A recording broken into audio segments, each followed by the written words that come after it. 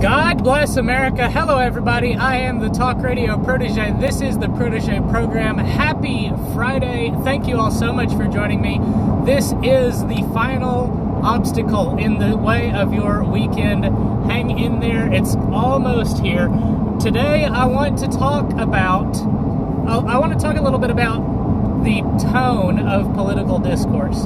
And we're going to use the Samantha Bee controversial statement from recently. Was it yesterday or 2 days ago? I can't remember. But we're going to use that as our jumping off point. So, Samantha Bee was late to the party in terms of the picture that Ivanka Trump posted to Twitter with her son that caused so much hullabaloo in the media earlier this week. So Samantha Bee gets here late to the party. She gets on her show, which is called Full Frontal, as ironic as that may be. And she says, "Do something, you feckless C-word. Put on something tight and low cut and tell your father to cussing stop it." And she's talking about the immigration policy, like everybody else was doing. And the language that she uses, not bleeped in her show, is so very vulgar that, again, it's a cliche, but it's true. Imagine a conservative comedian, of whom there are not very many, but imagine any conservative. Imagine anybody to the right of Karl Marx calling Chelsea Clinton a feckless C-word, telling her to put on something tight and low cut and go talk to her daddy about his policies.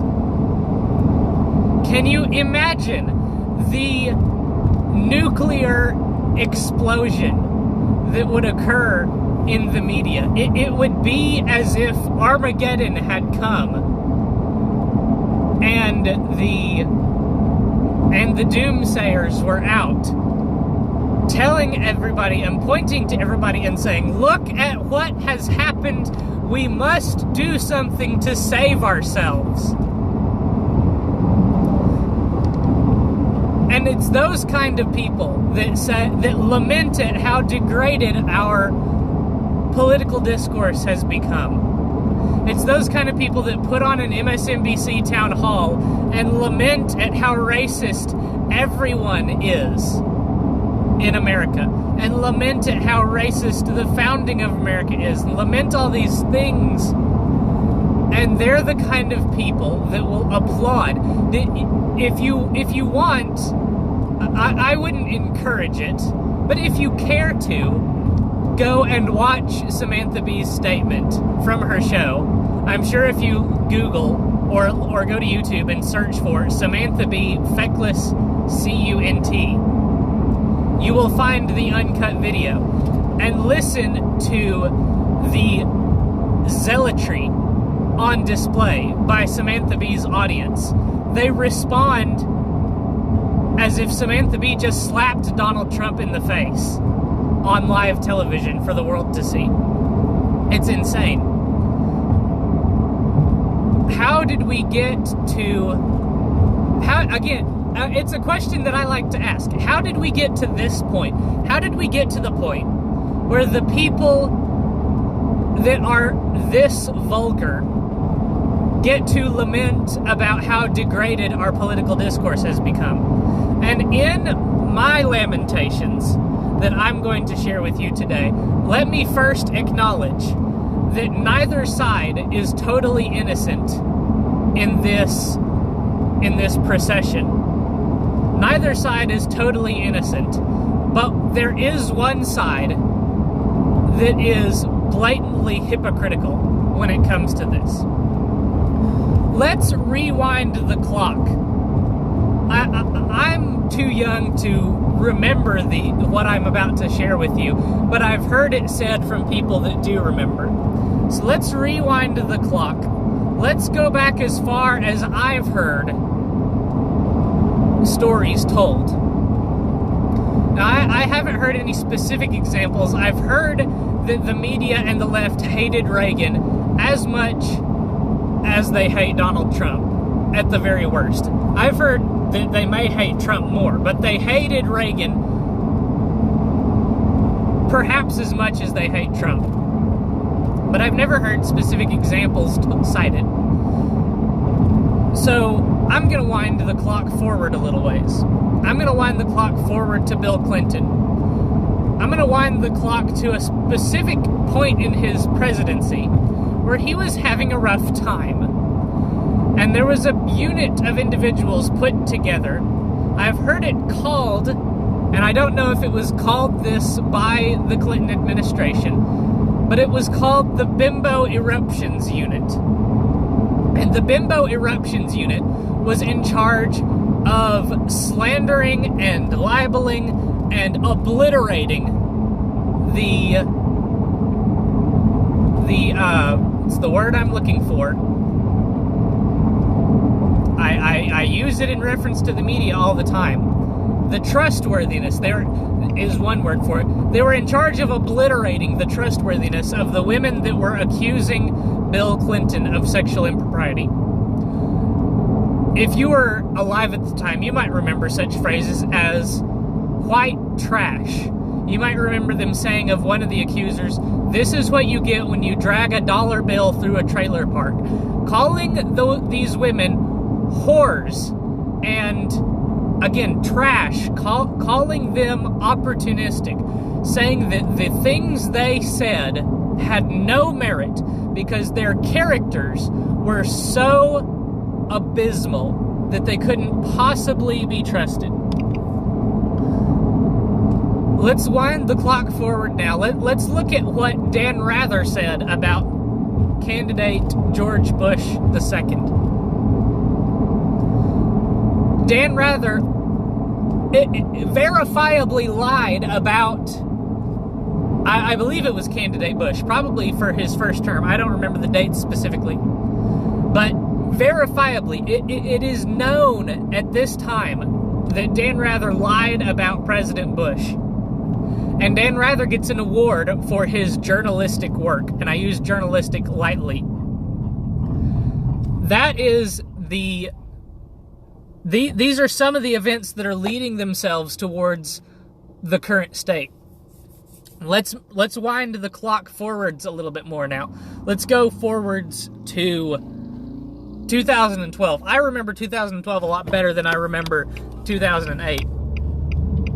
But let's wind the clock forward to 2008. Mitt Romney, the pure and clean as the wind-driven snow, the most morally pure candidate that we've had in living memory. And the media and the Democrats are able to turn Mitt Romney, a Mormon altar boy, into an evil person. They said of Mitt Romney that he killed a man's wife. They said of Mitt Romney that he hated animals because he put a dog in a kennel on top of his car. They said of Mitt Romney, specifically Joe Biden said, "They want to put y'all back in chains." That's verbatim. They said that Mitt Romney was an evil person. You know, I referenced that a little bit in a video a while back when we talked about perhaps reviving the character debate. I talked about how the youngest voting bloc of Republicans can't remember 2012, but everybody else can. And so they don't want to revive the character debate. The Democrats have such an easy time winning the character debate. So when we nominated Donald Trump to be the candidate for the Republican Party, we were nominating a person, and we knew that his moral character was not flawless. We knew that he was gonna have problems on the moral argument. We were ceding the moral argument. We were saying the moral argument is done. We accept that this guy's not perfect, and we're okay with it. When Republicans nominated Donald Trump. And then Trump got down in the mud with the rest of the swine. And the swine pointed at Trump and said, "Why are you degrading the political discourse?" Yes, just in case you're confused, I am calling the left swine when it comes to the political discourse. Anybody that engages in mudslinging, I think swine is an apt metaphor.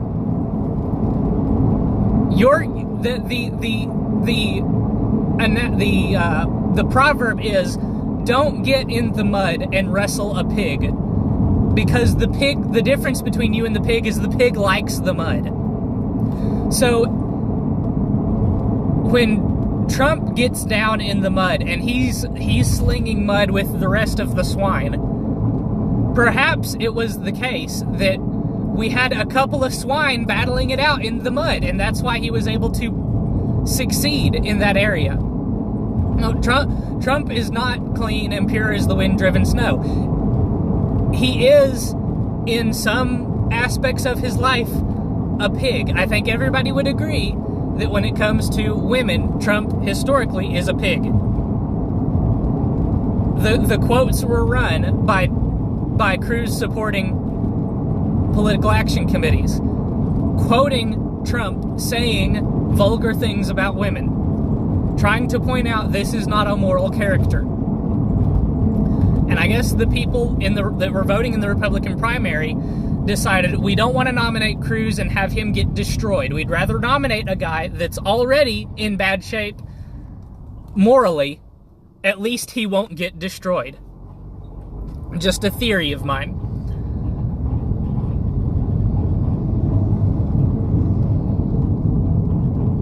That is all to say that when Trump got to the stage of political discourse and decided to get down in the mud, the political discourse was already in the mud.